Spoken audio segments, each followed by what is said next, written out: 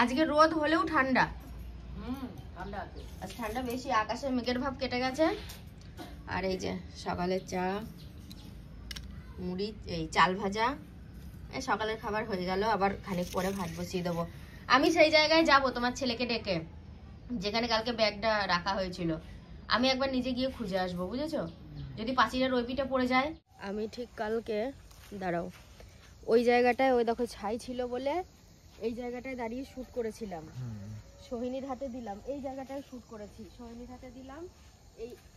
এই জায়গা থেকে এই জায়গাটুকুর মধ্যে ব্যাগটা রেখেছে। আমি আজকে দেখতে এসেছি ব্যাগটা এই পিঠে পড়েছে কি, এই পিঠেও তো পড়বে না। কেউ যদি, কোনো মানুষের হাতে তো অবশ্যই পড়েছে, সেটা এখানকার মানুষ হোক কিংবা দূরের মানুষ। আমি কোন মানুষ সেটা বলতে চাই না, কোথাকার মানুষ। তো তারা যদি টাকাটা নিয়ে, টাকাগুলো নিয়ে নিক, ব্যাগটা যদি ফেলে রাখতো এই জায়গাতেই ফেলে রাখতো, আমি সেই আশাতে আরো এসছি, জানো তো। কারণ কালকে রাত্রে ওর বন্ধু বান্ধব সবাই এসে অনেক খোঁজাখুঁজি করেছে। মানে কিছু দরকারি কাগজ ছিল, আমি ওই জন্য আরো বেশি টেনশন করছি। আরে এখানে কেউ ফেলবে না, কাছেই আমার ভাসুরের বাড়ি। যদি আমার ভাসুরের বাড়ির কাছেও রাতারাতি ব্যাগটা ফেলে দিত, আমি তো বলছি আমি টাকার মায়া করছি না, আমি ব্যাগটার মায়া করছি। ব্যাগের ভিতর যা অন্যান্য দরকারি জিনিস ছিল সেই মায়া করছি। আজকের দিনটা যেন কেমন কেমন লাগছে বলো, কোনো এনার্জি নেই শরীরে, মনে কিছুতেই এনার্জি নেই। তাই দেখো রোদ্দুরে বসেছি আর উঠতে ইচ্ছা করছে না। মানুষের মনে যখন একটা চিন্তা ঢুকে যায় না, সেই চিন্তাটাকে দূর করতে গিয়ে এনার্জি সব চলে যায়। তা ঠিক। সুন্দর মাছ কিনতে গেলেও দাদার জন্য তেল নিয়ে আসে। কি গো, পেঁয়াজ দিয়ে ভাজলে ভাত খাওয়া হয়ে যাবে তো। আর মাছ কিনে কি হবে, এতেই মাছের গন্ধ পাওয়া যাবে। দুপুরবেলা খাওয়া দাওয়া করে একটু শুয়েছিলাম, মনে করলাম একটু ঘুম হবে, ঘুম আর হলো না। চোখ দুটো দেখে মনে হচ্ছে প্রচুর ঘুম থেকে উঠলাম, মোটেই নয়।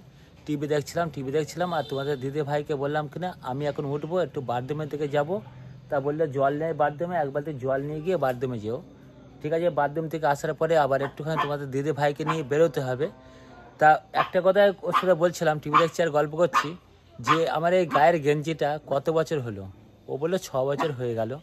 আমি বললাম হ্যাঁ, কিনেছিলাম কত দিয়ে? বললো কেন, দুটো গেঞ্জিতে 150 টাকা, দুটো গেঞ্জিতে দাম নিয়েছিল 150 টাকা। এই 150 টাকা গেঞ্জি কিনে সারা লাইফ কেটে যাচ্ছে। তা আমি ওকে বললাম কিনা দুটো করে 4টে গেঞ্জি থাকলে তো আমাকে বছরে আর কোনো জামা প্যান্ট কিনতে হবে না, এতেই কিন্তু কমপ্লিট হয়ে যাবে। তা চলো এখন এক বালতি জল টিকে নিই। আর এরা আমাকে দেখে চেঁচামেচি করছে, ভাবছে আনকা কোনো লোক আসলো কিনা। দেখেছো প্রচুর, মানে একই তো, ওদের জ্বালায় তো সুর নেওয়া যায় না। আবার ধরে আর দুটো করে আবার 6টা হয়েছে। এই দেখো দেখেছো, মানে দেখছে আবার পালিয়ে যাচ্ছে আর ভাগ করছে। এখনই যদি এরম করে, বড় হলে কি কাউকে বাড়িতে ঢুকতে দেবে? মুটিয়ে দেবে না। কিরে খাপারা, এদিকে আসবি নাকি একটু? চলে আসো আমার কাছে, চলে আসো। এখন খেলা নিয়ে ব্যস্ত আছে, কারণ খেলা করছে। মোট 6টা বাচ্চা আছে, তার মধ্যে এখানে 3টে আছে আর 3টে হয়তো আশেপাশে করে খেলা করছে। বেরোবা না নাকি? আজকে আমার ইচ্ছা করছে না। তাহলে একটু শুয়ে থাকো, একটু ঘুমালে ভালো লাগবে। ঘুমাও। তো গুড ইভিনিং সবাইকে। সত্যি আমি খুব ঘুমিয়েছি, ভুল করে যে গুড মর্নিং বলিনি, এটা অনেক আমার রেহাই।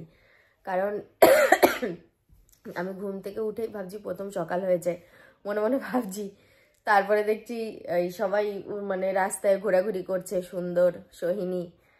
আর আমি ওই বাইরে থেকে এসে সোহিনী সন্ধে দিল, তো তারপরে আমি আবার ঘরে আসলাম। এবার ভাবছি একটু চা বানাবো। আর আমার কর্তা কোথায় যে এতক্ষণ উঠছিল আমি নিজেই জানি না। কোথায় গিয়েছিলে? আমি গিন্নি উঠছিলাম না, আমার মনে একটা সে ডাউট কাজ করছে, যদি কেউ ব্যাগটা ফেলে দেয়। তার জন্য আমি আবার ঘুরতে গিয়েছিলাম, ঘুরতে সব খুঁজেও আসলাম, গিয়ে দেখলাম না কেউ ফেলেনি। অত দয়া কাউরের হয়নি যে টাকা কটা নিয়ে ব্যাগটা ফেলে দেবে, তার ব্যাগে দরকারি জিনিস আছে, সেটা আর করেনি। যাকে যেটা চলে গেছে, আর চিন্তা করে লাভ নেই। হ্যাঁ, বারবার মনে করেও লাভ নেই, যা হওয়ার তাই হবে। কালকে আমার একটা কাজ আছে, সেটা সকালেও হতে পারে এবং বিকালেও হতে পারে, বলা যাচ্ছে না। গতকালকে আমার গিন্নি যে সাজিয়ে মেকআপ করেছিল, সেই মেকআপের কিছু জিনিসপত্র আমার কাছে রয়ে গেছে। এক্সটেনশন হেয়ার রয়েছে, আরো টুকটাক জুয়েলারি তা রয়েছে। ভাবছি কালকে এটাকে পৌঁছে দেওয়ার ব্যবস্থা করব এবং দিনে দিনে, হ্যাঁ হ্যাঁ যে কোনো কারণেই আমি পৌঁছে দিয়ে হ্যাঁ, আসবো। কালকে এটা পৌঁছেই দিয়ে আসবা। অনেকক্ষণ ধরে এই সাংঘাতিক কঠিন কাজটাও করছে, অনেক দিনে মানে অনেক ভালোবাসা ও আমাকে দিয়েছে, খাইয়ে দিয়েছে, রান্নার কাজে হেল্প করেছে, আরো ইত্যাদি ইত্যাদি অনেক কিছু। আজকে কিন্তু নতুন কাজ প্রথমবার ওই নতুন কাজটা করছে। আমি ওই তেলগুলো দেবো বলে শুয়েছিলাম, তারপর আমায় বললো দাও আমি দিয়ে দিই, দেখলাম নিজেই চিরুনি হাতে করে চলে এসছে। চুলের জট ছাড় দিয়েছি। আমি বললাম যে থাক আজকের মতো ছেড়ে দাও, কালকে শ্যাম্পু করবো ঠিক হয়ে যাবে। বলছে না, যদি আরো বেশি জট পাকিয়ে যায় তখন অসুবিধা হবে, চুল ছিঁড়ে যাবে মাথা থেকে। ওই জন্য দেখো কত তুমি মোটা দিকটা দিয়ে ছাড়াও, সরু দিক দিয়ে ছাড়িও না, মোটা দিক দিয়ে ছাড়াও। তুমি একটু বকছো বেশি, বুঝলে? দেখেছো আমার মতন আমাকে করতে দাও না। টানছে, দেখেছো কোনো গোড়ায় সাপোর্ট না দিয়ে টানছে। আচ্ছা আমি একটা কথা বলছি, ক্যামেরা যেহেতু অন চলছে, তুমি মাথা হারালে এতক্ষণ চুলের গাদা উঠে যেত, কিন্তু আমি আস্তে আস্তে আস্তে আস্তে একটা চুলও কিন্তু ওঠেনি। ওঠেনি। চলো এখন আমি দেখি আমার গিন্নি কি করছে রান্নাঘরে।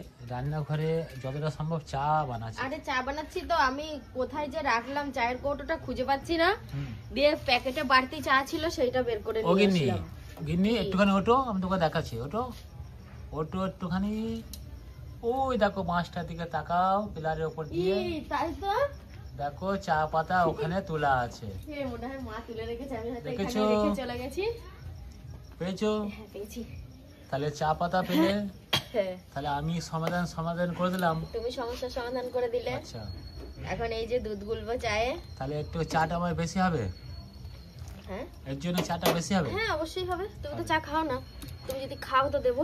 দেখো চা করার পর অনেকটা সময় গেছে, অনেক কাজও করেছি, এগুলো সব পরিষ্কার করে রাখলাম। রান্না করেছি সোয়াবিন আলুর তরকারি আর ভাত হয়ে গেছে। জানো তো অনেকটা সময় নিয়ে চুলের গিঁটগুলো ছাড়িয়েছে, চুলগুলো শক্ত হয়েছিল।